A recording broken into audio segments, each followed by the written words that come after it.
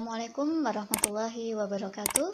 Kembali lagi dalam pembelajaran IPS yang kali ini kita akan membahas mengenai kerjasama Indonesia dalam lingkup ASEAN. Seperti yang kita ketahui bersama bahwa negara-negara di kawasan Asia Tenggara semakin lama semakin berkembang dan semakin maju. Tentu saja hal ini memberi dampak pada keberadaan organisasi ASEAN. Seperti dengan adanya kemajuan di kawasan Asia Tenggara, maka semakin banyak negara yang ingin bergabung di ASEAN. Kemudian, ASEAN menjadi motor penggerak regional dengan terbentuknya ASEAN Regional Forum atau ARF, ASEAN Summit atau EAS, dan juga ASEAN Plus 3. Selain itu, ASEAN juga menjalin hubungan antar kawasan, jadi tidak hanya terhenti pada kawasan Asia Tenggara saja. Nah, hal tersebut juga menyebabkan permasalahan internal di dalam organisasi ASEAN, seperti pengembangan kelembagaan ASEAN yang sangat lambat dan tidak memiliki ikatan dalam menjalankan kesepakatan. Ini menjadi masalah saat negara ASEAN itu mengembangkan kerjasama antar kawasan dan juga tidak ada mekanisme untuk mewujudkan kesepakatan dalam kerjasama yang nyata. Ini menjadi permasalahan yang ada di dalam organisasi ASEAN.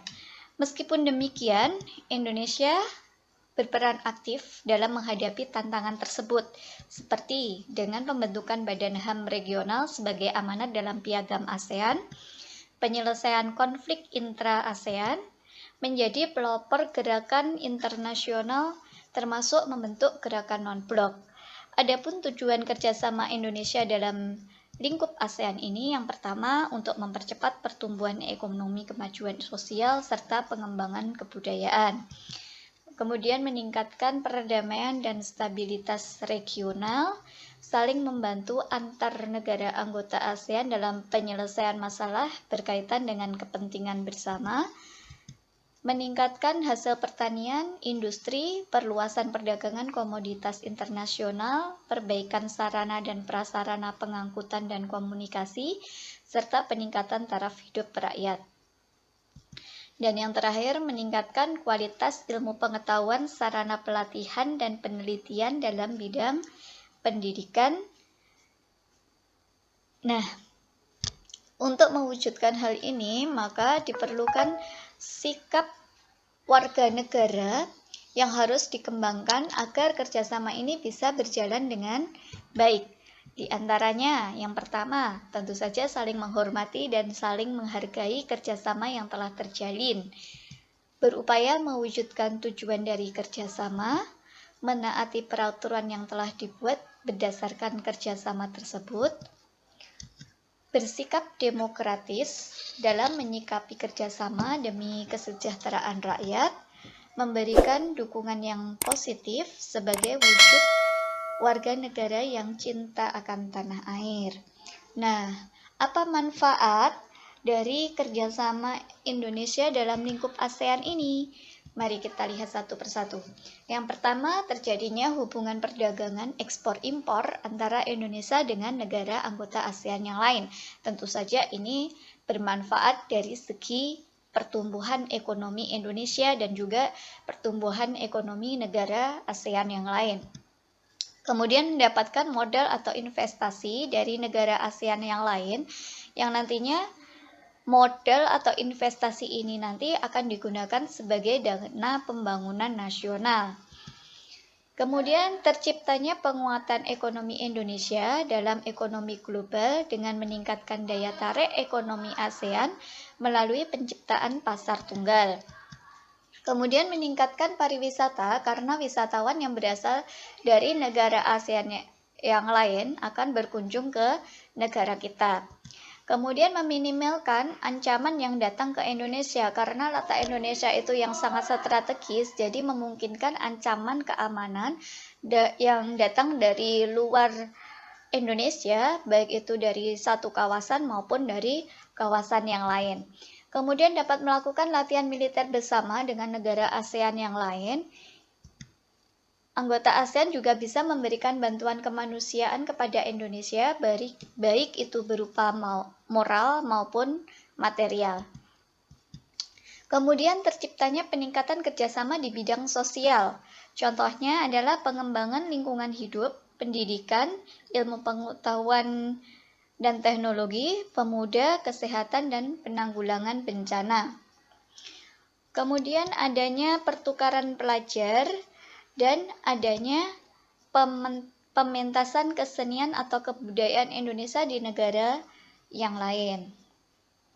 Nah, apakah Indonesia punya peran pada kerjasama ASEAN? Tentu saja, Indonesia memiliki peran yang sangat penting dalam kerjasama ASEAN. Apa saja peran Indonesia dalam kerjasama ASEAN? Yang pertama, Indonesia bukan hanya menjadi penyelenggara KTT aja. Meskipun sejak tahun 2012, Indonesia sudah menjadi lokasi penyelenggara KTT ASEAN.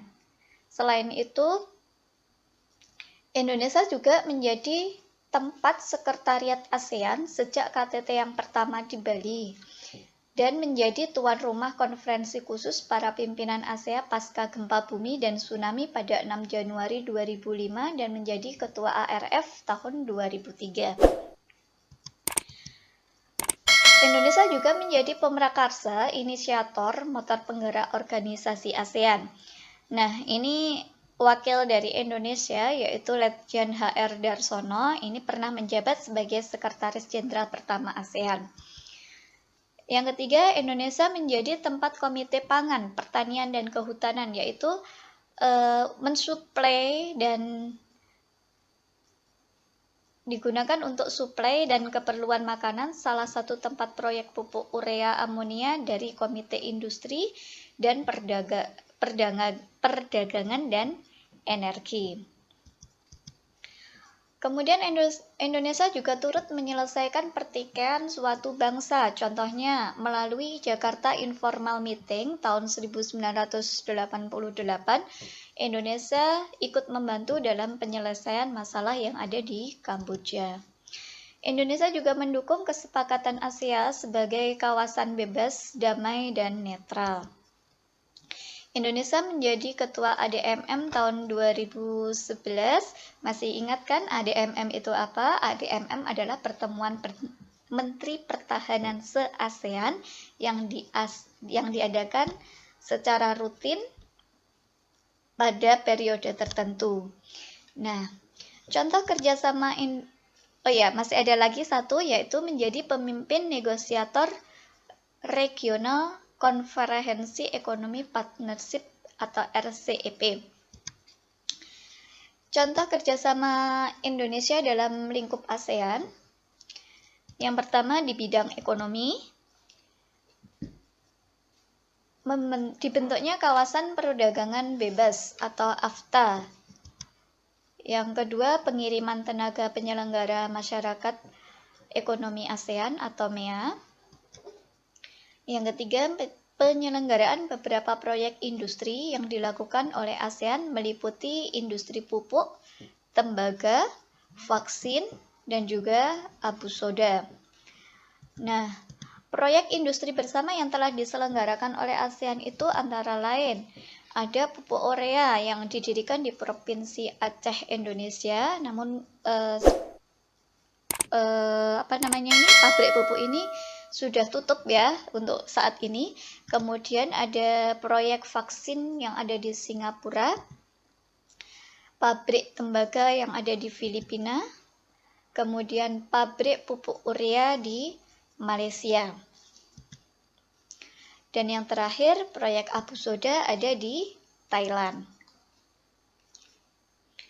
Kemudian di bidang sosial dan budaya, apa saja kerjasama yang dilakukan Indonesia?